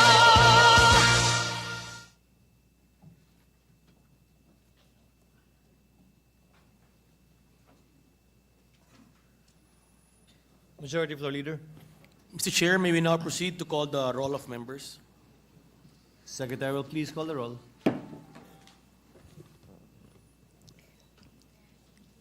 The honorable members of the Commission on Appointments, Mercedes K. Alvarez, Alan Peter Compañero S. Cayetano, Ronald Bato de la Rosa, Jinggoy Ejercito Estrada, Albert S. Garcia, Christopher Bong Tigo, Ramon N. Guico Jr., Risa Ontiveros, Loren Legarda, Roy M. Loyola, Rodante D. Marcoleta, Mario Vittorio Marvi A. Marino, Lani Mercado Revilla, Jose Gay G. Padjernos, Johnny T. Pimentel, Grace Po, Present. Ramon Bong Revilla Jr., Jordine Jesus M. Romualdo, Rafi T. Tulfo, Raul Buboy C. Tupas, Luis Raymond L. Ray F. Villaferte Jr., Joel Villanueva, Cynthia A. Villar, Juan Miguel Mix F. Zubiri. The chairperson is present. With 14 members present, Chair declares the presence of a quorum. Majority Leader. Mr. Chair, I move to dispense with the reading of the journal of the plenary session held on September 4, 2024, and consider the same as approved. Is there any objection? Chair hears none. The reading of the journal of the plenary session held on September 4, 2024 is hereby dispensed with, and the same is hereby considered approved. Majority Floor Leader. Mr. Chair, may we now proceed to consider the recommendation of the Committee on Justice and Judicial and Bar Council on the ad interim appointment of Mr. Jose Vicencio Mejia as member representing the private sector, Judicial and Bar Council, Supreme Court of the Philippines, for a term expiring July 9, 2028 by Toribio Ilao Jr. Is there any objection? Hearing none, consideration of the recommendation of the Committee on Justice and Judicial and Bar Council is now in order. Majority Floor Leader. Mr. Chair, I move that we recognize the chairperson of the Committee on Justice and Judicial and Bar Council, Senator Ronald Bato de la Rosa. Any objection? There being none, Senator Bato de la Rosa is recognized. You may proceed, sir. Thank you, Mr. Chairman. Mr. Chairman, honorable members of the Commission on Appointments, good afternoon.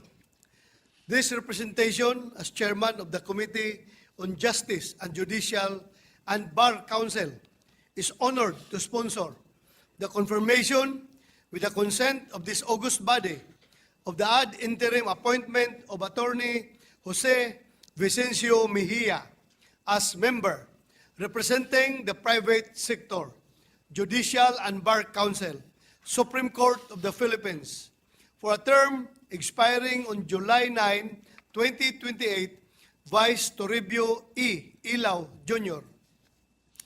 In the words of the late Father Joaquin G. Bernas, an esteemed constitutionalist, the principal function of the Judicial and Bar Council is to form a list of nominees to the judiciary, out of which the President chooses appointees as justices and judges. Thus, the independence, excellence, and honor of the judiciary begins with a tedious selection of its members. Such a Herculean task could only be accomplished by members of the Judicial and Bar Council, who possess impeccable qualifications, indisputable integrity, and incomparable wisdom, as they meticulously scrutinize applicants to the judiciary and select the worthy candidates who would become instruments in dispensing justice in our country. Our appointee, Attorney Jose V. Mejia, is a graduate of Ateneo de Manila University, Bachelor of Laws in 1985. A year after, he became a member of the Philippine Bar. He started his teaching career and taught in several academic institutions such as De La Salle University, Ateneo de Manila University, College of the Holy Spirit, Pamantasan ng Lungsod ng Maynila, where he also served as the University Secretary and Legal Counsel, and the International University Foundation. He is also a member of the Board of Trustees of the Manuel L. Quezon University. A lawyer and an educator at heart, Attorney Mejia's passion in advocating the scholarly principles of law made him a part of the Judicial and Bar Council earlier on. When on April 28, 2011, he was appointed as a regular member of the JBC, then representing the Academy.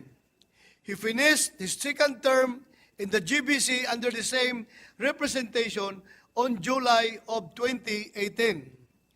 Last July 19, 2024, Attorney Mejia was again appointed as a regular member of the JBC, this time representing the private sector.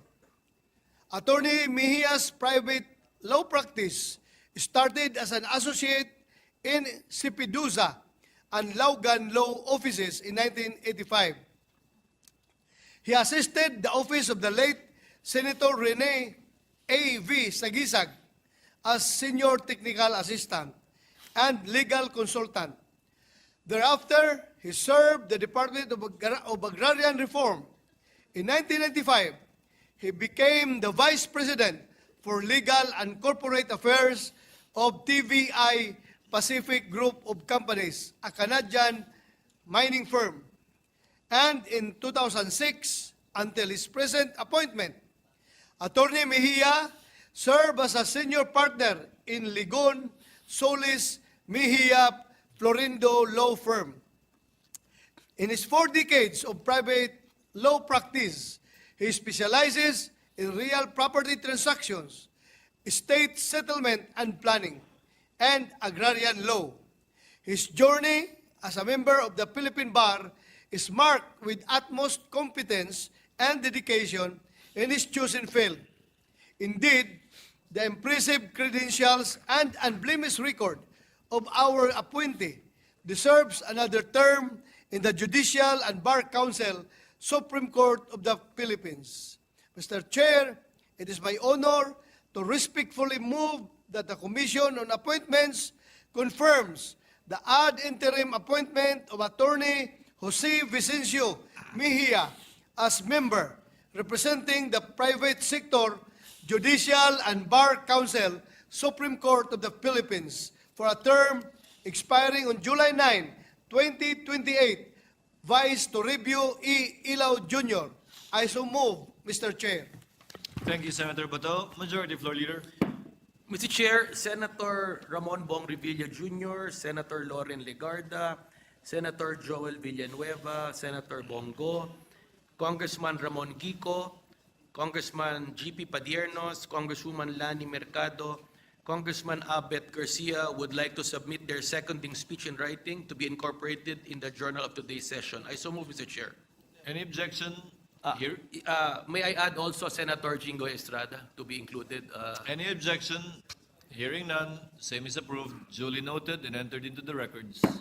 Mr. Chair, may we reiterate the earlier motion of the committee chairperson, Senator Ronald Bato de la Rosa, for the commission to confirm the ad interim appointment of Mr. Jose Vicencio Mejia as member representing the private sector, Judicial and Bar Council, Supreme Court of the Philippines for a term expiring on July 9, 2028, Vice Toribio E. Ilaw Jr. So move, Mr. Chair. Is there any objection? Hearing none, the Commission hereby confirms the ad interim appointment of Mr. Jose Vicencio Mejia as member representing the private sector of the Judicial and Bar Council, Supreme Court of the Philippines, for a term expiring on 9 July 2028, Vice Toribio E. Ilaw Jr. Majority Floor Leader.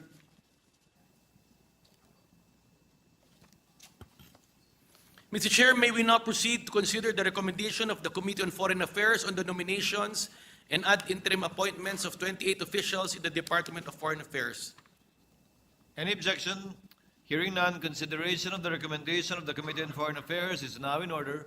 Majority Leader. Mr. Chair, before we recognize the chairperson of the Committee on Foreign Affairs, I move that the letter dated September 6, 2024, from the Human Resources Management Office, Acting Head of Office, Mr. Greg C. Marino, Department of Foreign Affairs, requesting for the waiver of personal appearances of 16 officials in the department for reason therein stated be approved. Any objection? Hearing none, same is approved. Mr. Chair, I move that we recognize the chairperson of the Committee on Foreign Affairs, the good gentleman from San Juan and Zambales, Senator Jingoy Ejercito Estrada. Senator Estrada is recognized. You may proceed, sir. Thank you, Mr. Chairman. Thank you, Majority Leader. Mr. Chairman, honorable members of the Commission on Appointments, ladies and gentlemen, this representation as chairperson of the Committee on Foreign Affairs is privileged to sponsor the nominations and ad interim appointments of 28 officials of the Department of Foreign Affairs. As we face more complex problems transcending territorial boundaries like terrorism and transnational crimes, rapidly changing climate, disinformation and fake news, and threats to national sovereignty, the need to establish presence and forge good relations with other states is imperative, if not crucial. A friend to all and an enemy to none among the community of nations has been proven to be a wise and astute direction for foreign policy, given our increased interdependence and interconnectedness. As a nation adhering to a rules-based international order, we thrive in a spirit of amity, cooperation, and collaborative action. This afternoon, Mr. Chair, we acknowledge the role of our diplomatic frontliners from the DFA in various capacities and strategic posts all over the world. They represent the Philippines and advance the interests of the Filipino nation, often at great personal cost. Following a public hearing this morning, which deliberated on the credentials and qualifications, fitness and character of 28 Foreign Service officials from the DFA, your committee ruled to endorse them to the plenary for the approval of this august body. Distinguished colleagues, I am honored to recommend that this body give its consent to the nominations of Daniel Ramos Espiritu, Chief of Mission Class 1, as Ambassador Extraordinary and Plenipotentiary to the Republic of Ireland. A Bicolano from Naga City. He is currently the Assistant Secretary of the Office of ASEAN Affairs and Director General of ASEAN Philippines Secretariat. He served as our ambassador to Pakistan from 2015 to 2021 and as Deputy Consul General of the Philippine Consulate General in Los Angeles, California. He is also a recipient of Gawad Mabini Award with the rank of Dakilang Kamanong. Number 2, Mardomel Celo Domingo Melicor, Chief of Mission Class 2, as Ambassador Extraordinary and Plenipotentiary to the State of Qatar. Our nominee, who hails from Dumaguete City, is presently the Assistant Secretary of the Office of Middle East and African Affairs in the Home Office. He was previously posted in Philippine embassies in Warsaw, Poland, Tripoli, Libya, and Berlin, Germany, among others. Number 3, Marian Alfonso Padua, Chief of Mission Class 2, as Ambassador Extraordinary and Plenipotentiary to the Democratic Republic of Timor-Leste. Since 2023, she serves as Chairperson, alternate head of the Technical Cooperation Council of the Philippines of the Department of Foreign Affairs. She also served as Deputy Chief of Mission and Deputy Permanent Representative to the United Nations Economic and Social Commission for Asia and the Pacific in Philippine Embassy in Bangkok, Thailand, and to the Philippine embassies in Canberra, Australia, and in Vienna, Austria. Likewise, you may now be seated. Likewise, this representation recommends that we confirm ad interim appointments of the following: Romulo Victor Manzano Israel Jr. to the rank of Chief of Mission Class 2. May I request the officials online to please stand when if your name is being mentioned. Presently, he is the Minister and Consul General, Philippine Embassy in Seoul, South Korea. He was previously posted in Philippine Consulate General in Chicago, Illinois, USA, and Philippine Embassy in Riyadh, Saudi Arabia. Number 2, Maria Antonina Mabanta Mendoza Oblena, to the rank of Chief of Mission Class 2. She is currently serving as Consul General, Philippine Consulate General in Xiamen, People's Republic of China. She also served in various capacities in Philippine embassies in Copenhagen, Denmark, in Kuala Lumpur, Malaysia, and in Moscow, Russia. Number 3, Emma Romano Sarne, to the rank of Chief of Mission Class 2. She is posted as our Consul General at the Philippine Consulate General, Calgary, Alberta, Canada since June 2024. She previously served in Philippine Embassy in Phnom Penh, Cambodia, and in London, United Kingdom. Number 4, Charmaine Arias Serna Chua, to the rank of Chief of Mission Class 2. She is the Minister and Consul General in Philippine Embassy in Tokyo, Japan, since August 2019, and previously served in Philippine Consulate General in Los Angeles, California, USA. Number 5, Eric Rubilio Aquino, to the rank of Career Minister.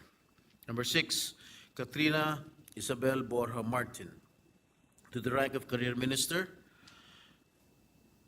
Number 7, Dennis John Cruz Briones, to the rank of Career Minister. Number 8, Grace Ann Garcia Bulos, to the rank of Career Minister. Number 9, Ian Almiranez Caringal, to the rank of Career Minister, who is currently posted in the Philippine Embassy in Canberra, Australia. Number 10, Kerubin Diapera Lakay, to the rank of Career Minister. Number 11, Bernadette Averilla Mendoza, to the rank of Career Minister. She is presently in Philippine Embassy in Brunei, Jerusalem. Number 12, Maria Corina Apostol Reyes, to the rank of Career Minister. Number 13, Paolo Velasco Saret, to the rank of Career Minister. Number 14, Anthony Salazar Aguirre, to the rank of Foreign Service Officer Class 1. Number 15, Angela Gilberto Llenos Alfafara, to the rank of Foreign Service Officer Class 1. Number 16, Rainier Hain Cassis, to the rank of Foreign Service Officer Class 1. He is posted in the Philippine Embassy in Canberra, Australia. Number 17, Marie Chris Panes Cheng to the rank of Foreign Service Officer Class 1. She is in the Philippine Consulate General in Los Angeles, California. Number 18, Domini Navarrete Fangon Kitade to the rank of Foreign Service Officer Class 1. She is now currently posted in the Philippine Embassy in Copenhagen, Denmark. Number 19, Larni Zoraida Zuriaga Gandarosa to the rank of Foreign Service Officer Class 1. Beatriz Ines Lorenzo Herrera Davila to the rank of Foreign Service Officer Class 1. She is currently posted in the Philippine Embassy in Bangkok, Thailand. Number 21, Raisa Abrilio Mabayo to the rank of Foreign Service Officer Class 1. She is currently posted in the Philippine Consulate General in Barcelona, Spain. 22, Siegfried Tatad Masangkay to the rank of Foreign Service Officer Class 1. He is currently posted at the Philippine Embassy in Romania. Number 23, Enric Fort Estrada Revillas to the rank of Foreign Service Officer Class 1. Number 24, Ralph Gagara Cruz Roldan to the rank of Foreign Service Officer Class 1. He is presently posted in Philippine Embassy in Mexico. And last but not the least, Alex Osilios Vallespin to the rank of Foreign Service Officer Class 1. He is currently posted in the Philippine Embassy in Kuwait. I so move, Mr. Chair. Thank you, Senator Estrada. Majority Floor Leader. Mr. Chair, Senator Ramon Bong Revilla Jr., Senator Loren Legarda, Senator Joel Villanueva, Senator Bongo, Senator Cynthia Villar, Congressman Ramon Gico, Congressman G.P. Padiernos, Congresswoman Lani Mercado, Congressman Abet Garcia, and Congressman Roy Loyola would like to submit their seconding speeches in writing to be incorporated in the journal of today's session. I so move, Mr. Chair. Any objection? Hearing none, same is approved, duly noted and entered into the records.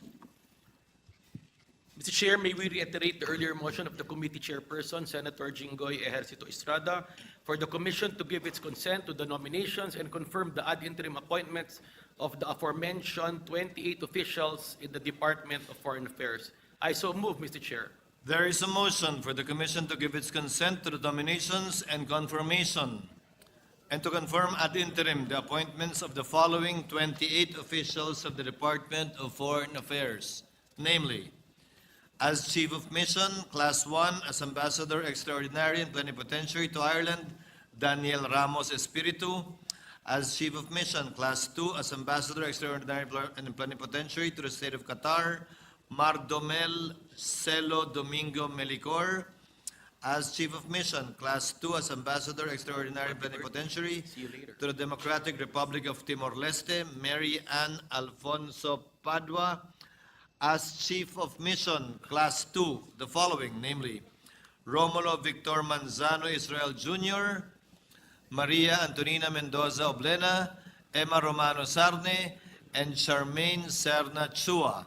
As Career Minister, the following, Eric Robilio Aquino, Katrina Isabel Borja Martin, Dennis John Cruz Briones, Grace Ann Garcia Bulos, Ayan Almirañez Caringal, Kerbine de Apera Lacay, Bernadette Averilla Mendoza, Maria Corina Apostol Reyes, and Paulo Velasco Saret. As Foreign Service Officer, Class 1, the following, Anthony Salazar Aguirre, Angela Gilberto Llenos Alfafara, Rainer Jaen Casis, Marie Chris Panes Cheng, Domini N. Fangon Gitade, Laarni Zoraida Suryaga Gandarosa, Beatriz Ines Herrera Davila, Raisa Abrilio Mabayo, Siegfried Tatad Masangkay, Enric Fort Estrada Revillas, Ralph Gagara Cruz Roldan, and Alex Osilios Vallespin. Is there any objection? Hearing none, Commission hereby gives its consent to the nominations and confirms the ad interim appointments of the aforementioned 28 officials in the Department of Foreign Affairs. Congratulations, ladies and gentlemen. Majority Floor Leader. Mr. Chair, there being no other matters to discuss, I move to adjourn. Is there any objection? Hearing none, session is hereby adjourned. Thank you to all.